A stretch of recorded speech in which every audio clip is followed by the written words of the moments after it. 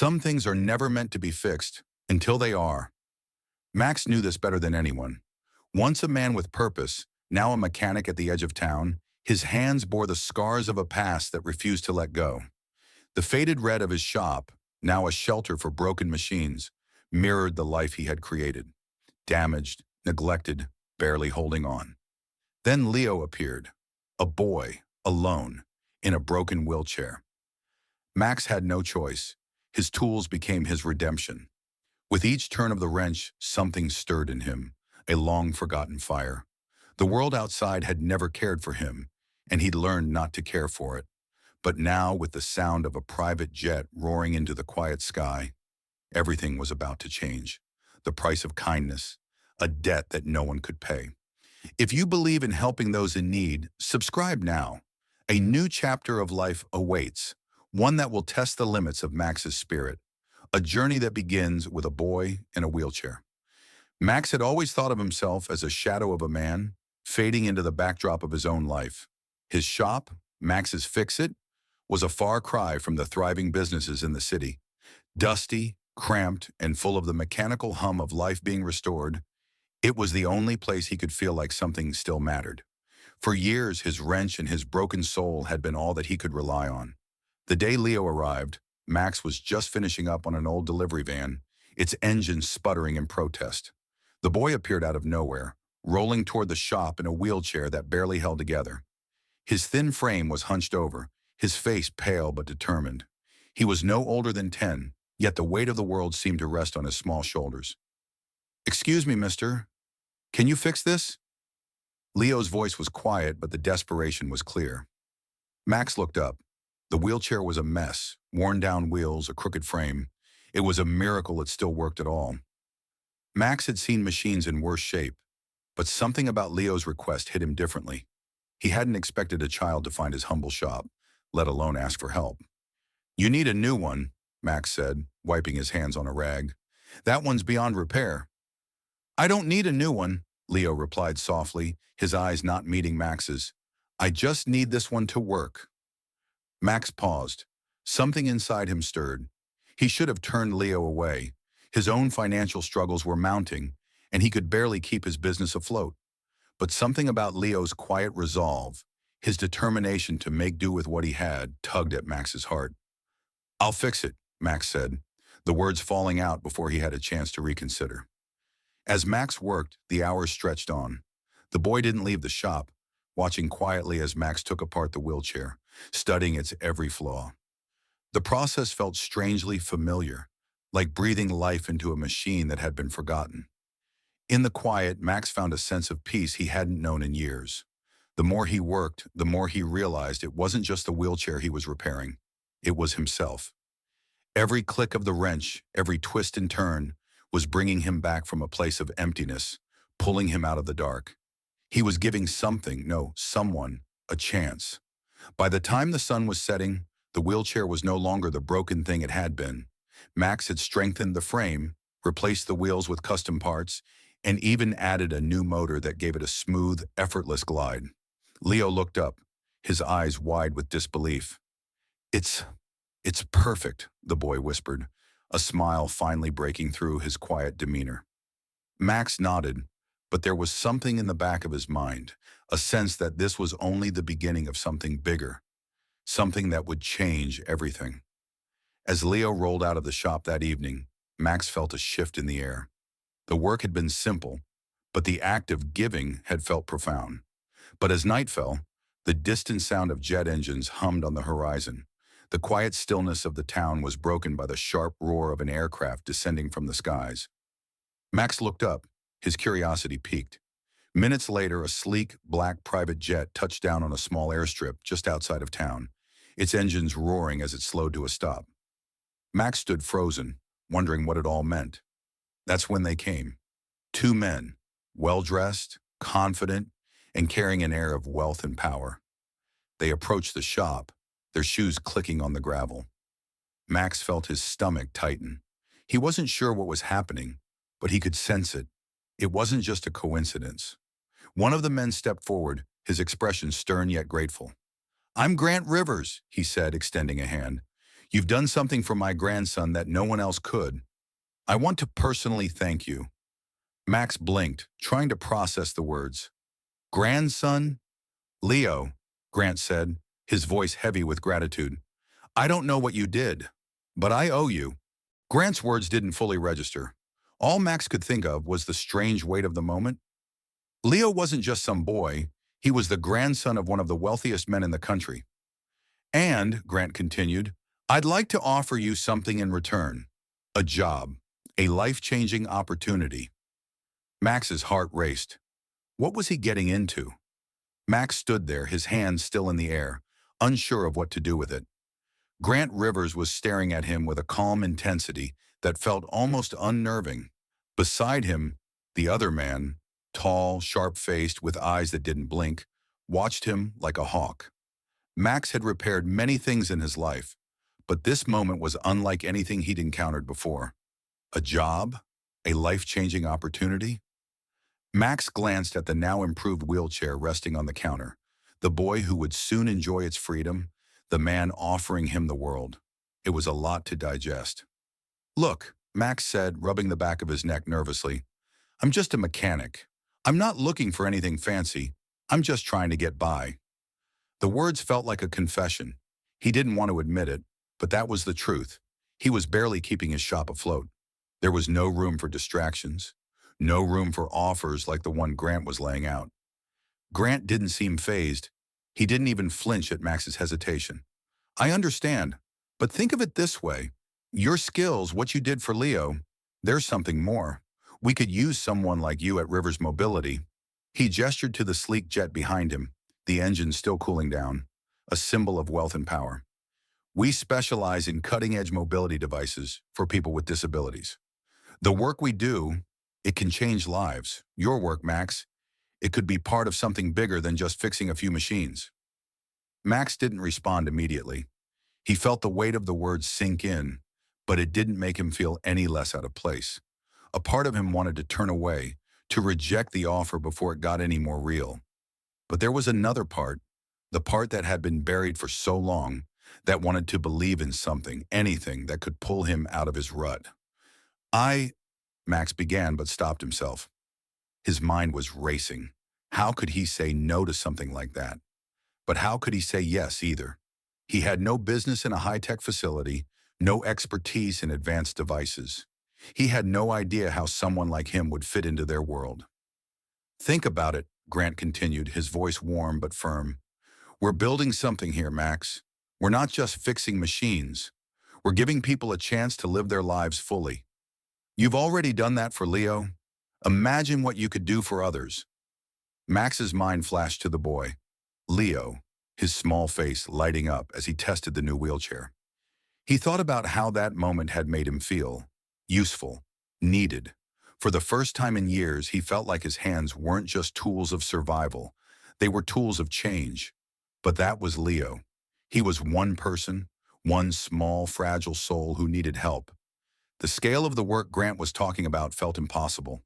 Max wasn't sure he was ready for something that big. Still, the idea gnawed at him, pulling at the corners of his mind. What if this was the chance he'd been waiting for? What if this was his way out? "I need some time to think about it," Max said, his voice hoarse, uncertain. "This is a lot." Grant nodded. "Of course. Take all the time you need. But just know, the offer is real. We're not just looking for a mechanic. We need someone who has a heart for this work, someone who sees the value in it. We think you're that person." As they turned to leave, Max stood there motionless, watching the men walk back to the jet. He felt the pulse of uncertainty in his chest, the strange sensation of being on the cusp of something huge, something life-altering. But what if he was wrong? What if he wasn't meant for this? The jet engines fired up again, louder this time, and within moments the plane was soaring into the sky, disappearing into the vastness. Max stared after it, his stomach churning. He didn't know what to do. The sound of a door opening behind him snapped Max out of his thoughts. It was Leo, the boy who had started all this. His face was no longer pale with worry. It was alight with joy, the fresh freedom of a well-made chair beneath him. Leo rolled up to Max with a smile that could have warmed the coldest heart. You did it, Max, Leo said softly. You really did it. Thank you. Max couldn't help but smile back. You're welcome, kid. But the smile didn't last. As Leo looked up at him, there was a hint of something unspoken in his eyes, a question that was waiting to be asked. It wasn't just gratitude. It was hope. Hope that Max would keep doing what he had done for him, that Max would continue to help others the way he had helped him. Max couldn't say no, not when he had already done so much, not when he knew deep down that this was something he had to follow through on. The next morning, Max found himself staring at the letter Grant had left for him. It was sleek, professional, almost too polished. The job description was clear, a chance to work at Rivers Mobility, to build, to create, to change lives. Max didn't know if he was ready, but he knew one thing for sure. He couldn't go back. Not now. Not after what he'd seen. Not after Leo. He folded the letter, his mind made up. But even as he picked up his phone to call Grant, something gnawed at him. Something dark. Was this truly the opportunity of a lifetime? Or was it just another trap, another step into a world he couldn't escape? The day Max decided to accept the offer, he had no idea what he was walking into. But the truth was, life wasn't waiting for him to figure it all out. The past had a way of catching up with you, and Max would soon learn that the decisions he was making now would lead him to a place where the line between redemption and danger would blur. And as he dialed Grant's number, one last thought crossed his mind. What have I gotten myself into? Max stepped out of his shop the next morning, the sun still low in the sky, casting a golden glow over the empty streets. His mind felt heavy, a storm brewing with each step. He had accepted the offer, an offer that felt both like a dream and a nightmare all at once. Rivers Mobility. The name echoed in his head, unfamiliar and foreign, a world far removed from the grease and grime of his mechanic's life. What would it be like? Could he truly belong in a place like that? His phone buzzed in his pocket, pulling him from his thoughts. It was a text from Grant. See you tomorrow morning. The company driver will pick you up at 8 a.m. sharp. Be ready for a new adventure. Max stared at the message, his stomach twisting. New adventure?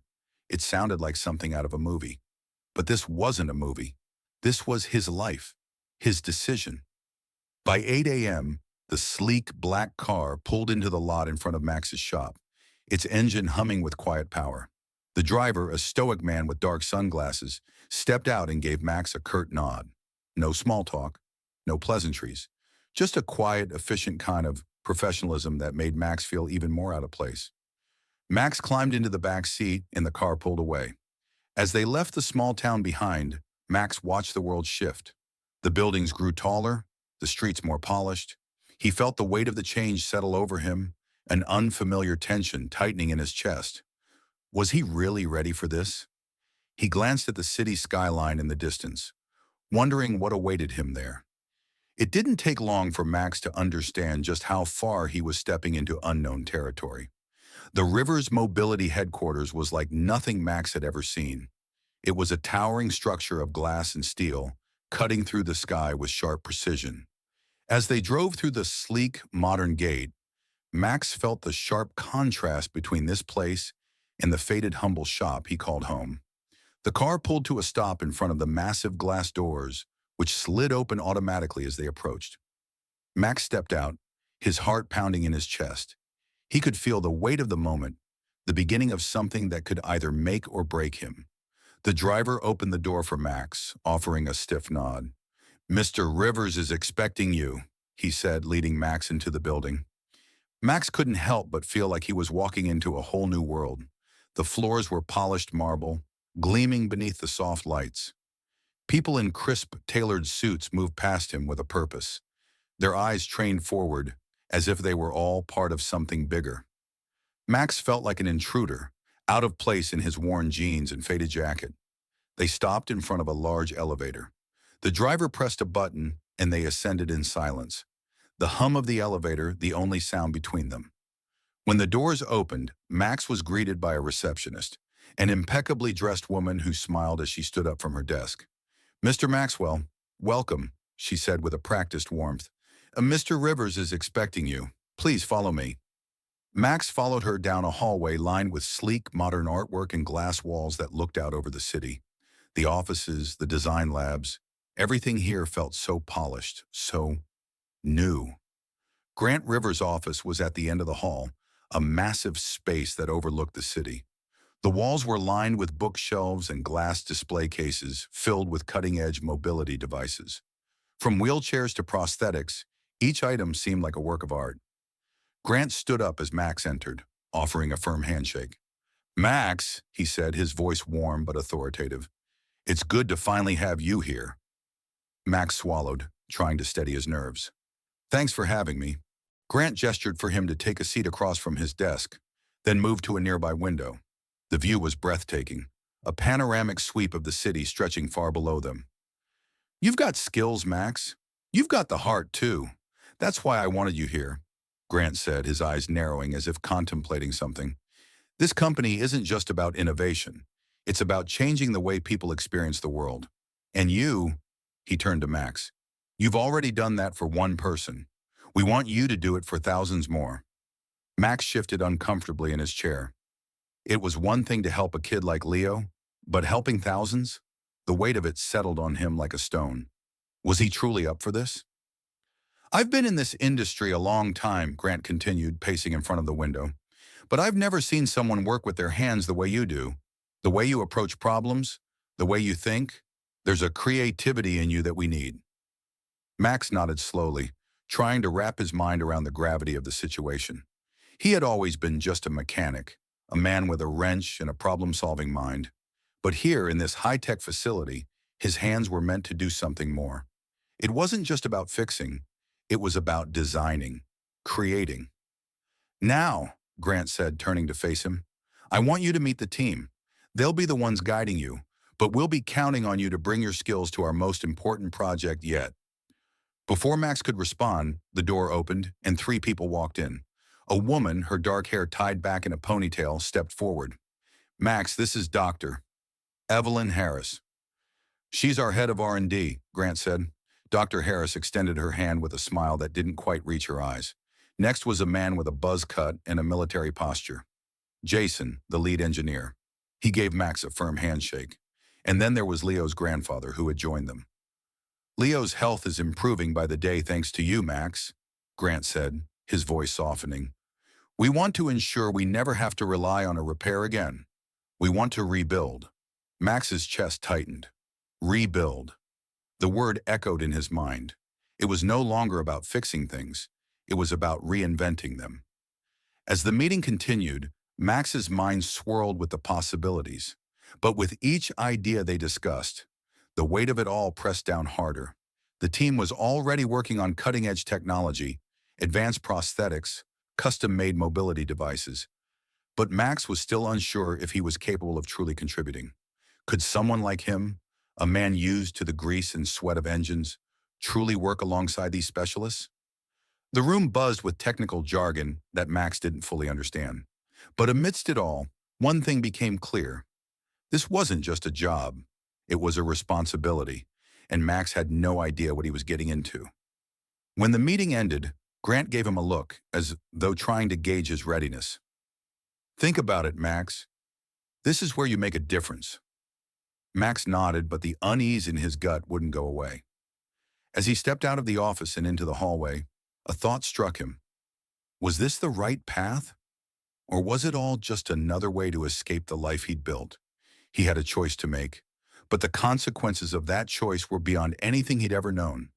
And as he left the building, a shadow crossed his mind, a warning he couldn't quite place. Something was off, but Max had already taken the first step. The rest of his journey? It was only just beginning. The first few weeks at Rivers Mobility were a whirlwind. Max was thrust into a world that demanded more from him than he had ever given. Every day felt like a battle to catch up, to prove himself in a space that felt both awe-inspiring and suffocating.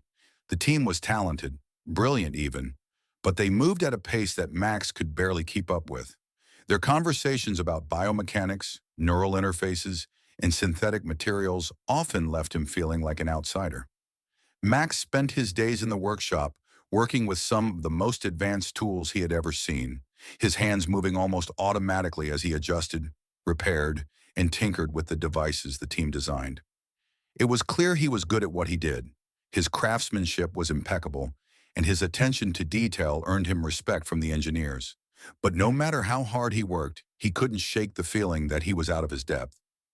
Dr. Evelyn Harris was his direct supervisor, and she had taken a particular interest in him.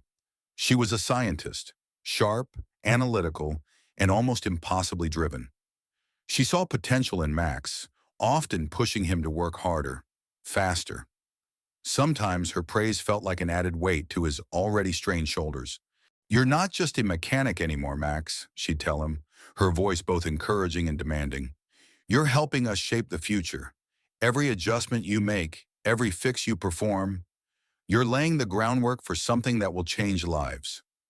But the weight of her words always hung over him. Was he really capable of such a monumental task? Was he just a cog in their machine? Or was he truly contributing to something that would make a difference? One day, as Max was working late in the lab, trying to perfect a custom mobility device for a young patient, he heard a knock on the door. He turned to see Grant Rivers standing in the doorway, his expression unreadable. "Max," Grant began, his voice low, "can we talk for a minute?" Max wiped his hands on a rag and stood up, his heart skipping a beat. He hadn't expected a visit from Grant. "Of course. What's up?" Grant's gaze seemed to linger on the device Max had been working on, a sleek, high-tech wheelchair designed for enhanced mobility. It was a marvel of engineering, something Max had spent hours perfecting. Yet somehow, in the presence of Grant and his team, Max still felt like a beginner. "I've been watching your work," Grant said, his voice steady, "and I'm impressed, truly. But there's something I need to talk to you about. We have an opportunity for you, a special project, one that requires someone with your particular skills." Max felt a flicker of unease. "What kind of project?" Grant hesitated for a moment, then spoke again, his tone darker now. "It's a project that's been in the works for a while, one that's going to change everything for us. We've been developing a new type of mobility technology, something that could revolutionize the way we think about accessibility. But it's not without its risks." Max's eyebrows furrowed. "Risks? What kind of risks?" Grant leaned forward, his gaze intense. "This technology is cutting edge, Max. It's designed to do more than just help people move. It's about giving them freedom, real freedom. But in order to achieve that, we're going to need to push boundaries. Ethical boundaries, technological boundaries. We're talking about integrating neurotechnology into mobility devices, possibly even augmenting the human mind to improve control." Max's stomach dropped. He'd heard rumors of this kind of research, projects that push the limits of science, ethics, and morality. "And you want me to work on this?" Max asked, his voice barely a whisper. Grant nodded. "Yes, we believe you have the skills to make it happen. You've already demonstrated an ability to innovate, to think outside the box. This project, it's not just about fixing broken devices. It's about breaking through to the next level of human potential." Max's mind raced. The idea of combining neurotechnology with mobility devices was groundbreaking, but the more he thought about it, the more he realized how dangerous it could be. There were so many unknowns. If they were pushing these boundaries too far, what would the consequences be? "I'm not sure," Max said, his voice shaky. "I don't know if I'm the right person for something like this. This sounds dangerous." Grant's expression softened, but there was a glimmer of something else behind his eyes. Something that suggested he was not going to take no for an answer. "Max, think about the people who could benefit from this. Think about the lives we could change. You've already made a difference in Leo's life. This is your chance to make a difference for thousands of others. Don't you want to be part of something that could change the world?" Max felt the pull of Grant's words, the pressure of the situation weighing heavily on his shoulders. The world they were offering him was one of innovation and progress, but it was also one of sacrifice and uncertainty. Could he really turn back? Could he afford to walk away from the opportunity of a lifetime? I need some time to think," Max said finally, his voice strained. Grant gave him a nod. "Take all the time you need, but remember the future waits for no one." As Grant left, Max was left alone with the weight of his decision pressing down on him. The sound of the workshop was deafening in its quiet, the whirring of machines and the clink of tools doing nothing to ease the storm in his mind. He had always believed in fixing what was broken, in giving people a chance to live better. But this felt different. It felt like he was stepping into a world he didn't understand, a world that could consume him. That night, Max couldn't sleep. His mind churned with the possibilities of the project Grant had described. The idea of pushing the boundaries of mobility devices was tantalizing. But at what cost? What would they be sacrificing in their quest for innovation? And more importantly, who would bear the consequences when things went wrong? The next day, as he sat at his workbench, trying to focus on a routine repair, he couldn't shake the feeling that something was off. The people he was working with, Grant, Dr. Harris, Jason, they all seemed driven, almost obsessed by the possibilities of their research. But what would happen if they lost sight of the bigger picture? What if they pushed too far? Max had always been a man of action. He had spent his life fixing things, putting broken pieces back together. But now the pieces were much bigger, and the stakes were much higher. As Max prepared to make his decision, the door to the lab opened, and a figure stepped inside, a young woman in a wheelchair, her eyes wide with excitement. It was Leo. "Max," he called out, his voice bright. "I just wanted to thank you again for everything you did for me. This chair, it's amazing. I feel like I can do anything."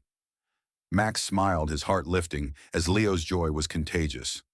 But as he watched the boy roll around the workshop, Max couldn't help but wonder, what if this was just the beginning? What if they could do so much more? Max had a decision to make, a choice that would define not only his future, but the future of countless others. And as he looked at Leo, a part of him knew what he had to do. But was it the right thing? Max's decision came swiftly, though it felt as if time had stretched into eternity while he waited for the moment to arrive. He had spent the days leading up to it in a haze, his mind torn between the weight of responsibility and the sheer enormity of the choice before him. Every conversation, every glance from Dr. Harris or Grant seemed to push him closer to an edge he couldn't see clearly. The risks were mounting, but so were the possibilities. He hadn't expected to find his resolve in the form of a child, but as Leo's words echoed in his mind, "I feel like I can do anything." Max knew what he had to do. That's why he'd accepted the job in the first place. Not just for the prestige or the money, but for the chance to change someone's life. And now there was an even bigger opportunity to do that. The kind of opportunity that could alter the course of human potential. The next morning, Max walked into Rivers Mobility with a sense of determination that surprised even him. He had made up his mind. Grant was waiting for him in his office when Max arrived. The moment he stepped through the door, Grant's gaze locked onto him, a knowing glimmer in his eyes. "I take it you've thought it over?" Max nodded, his voice steady. "I'm in." Grant's face softened, a smile tugging at the corners of his lips. "I knew you would be. You've got the heart for this, Max. And now, we've got the resources to back you." Max sat down across from Grant, his hands clenched tightly together. "I need to know everything about this project, though. Every detail. I can't go in blind." Grant leaned forward, his expression turning serious. "Of course, we're on the brink of something extraordinary here. This project, the one I mentioned before, it's called the NeuroLift Initiative. We're integrating advanced neuroprosthetics into mobility devices. The aim is to not just give people with disabilities the ability to move, but to connect them with their environment in a way that feels natural. Think of it as merging human cognition with machine function, the ultimate symbiosis." Max's mind raced as Grant spoke. It sounded almost too perfect, too good to be true. But the more he thought about it, the more he realized how groundbreaking it could be. If they succeeded, they could change the world. "But what's the cost?" Max asked, his voice quiet but firm. "What's the real cost of pushing this far?" Grant didn't hesitate. "Innovation always comes with risk, Max, but the potential to revolutionize lives, the potential to erase disabilities, to make people stronger, more independent, that outweighs the danger." We can't play it safe. Not now. Max swallowed. He understood the allure of it, the idea of erasing limits. But there was something nagging at him, a sense that there was something more to this project than what Grant was telling him. He had to know what they weren't saying, what was buried beneath the surface of their ambition. Okay, Max said, his voice steady. Let's do it. The next few days were a blur of activity. Max threw himself into his work, absorbing everything he could about the neuroprosthetics that the team was developing. He worked alongside Dr. Harris and Jason, learning how the brain-machine interface would function, how the technology could be tailored to each individual's specific needs. They were making incredible strides, and the results were undeniable. But Max couldn't shake the feeling that something was off. The more they tested, the more the devices seemed to push the boundaries of what was humanly possible. One night, as Max was working late in the lab, Dr. Harris approached him, her expression thoughtful. Max, I need to show you something. Max raised an eyebrow but followed her as she led him down a narrow hallway to a secured room at the back of the facility. The door opened with a soft hiss, revealing a series of medical equipment and monitors. This, Dr. Harris said, gesturing to a bed in the center of the room, is our first human test subject. Max froze. On the bed was a man, unconscious, hooked up to various machines. He looked peaceful, but the wires running from his head to the devices surrounding him told a different story. The man was connected to a machine that seemed to pulse with life, and a neuroprosthetic was attached to his spine, a sleek metallic device that was fully integrated with his body. Max's throat tightened. What the hell is this? This is the next phase, Doctor, Harris said, her voice low. We've already seen success with the devices in lab tests, but this is the real thing. This man, he volunteered. He's a war veteran, paralyzed from the waist down. We're trying to connect his nervous system directly to the prosthetic. Max's mind raced. You're trying to implant a machine into his body? Dr. Harris nodded.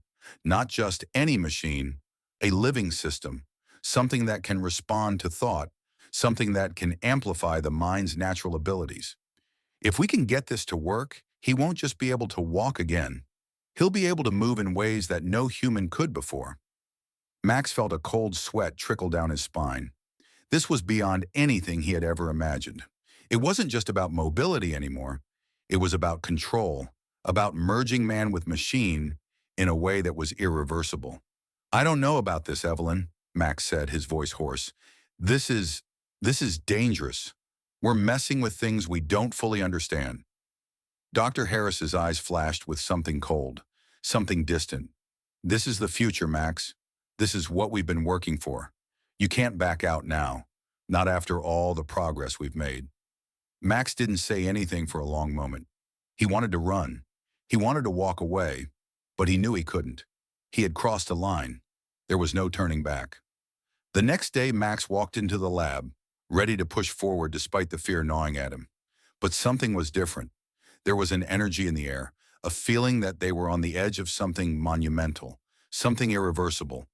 And when they finally activated the device, the results were stunning. The test subject, this man who had been paralyzed for years, stood up. His body jerked, twitching at first, but then he moved with purpose. The room fell silent as the man took his first steps in years. Max watched in awe, but the feeling in his chest was anything but victory. He felt dread. The technology worked, but at what cost? Later that evening, Max sat alone in the workshop, the weight of what he had seen pressing on him. He could see the possibilities, the lives they could change, but he couldn't ignore the unease in his gut. They had crossed a line, and Max wasn't sure if they could ever come back from it.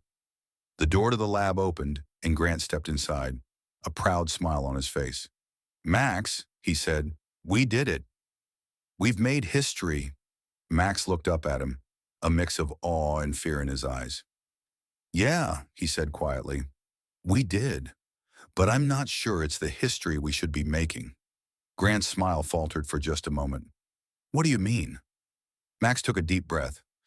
This is bigger than any of us. What we've done, what we're doing, there's a price, and I don't know if we're ready to pay it. Grant's face hardened. There's always a price, Max. But if we don't do this, who will? Who else will have the courage to take that leap? Max stood up, his voice steady but full of conviction. I'm not sure that courage is worth the cost. And in that moment, Max realized that the road ahead would be far more complicated than he could have ever imagined. He had taken the first step into a new world, but now the true challenge was about to begin. The future of humanity and his own future was at stake, and Max knew that no matter what happened next, the world would never be the same. The end. Thank you for staying with me on this journey.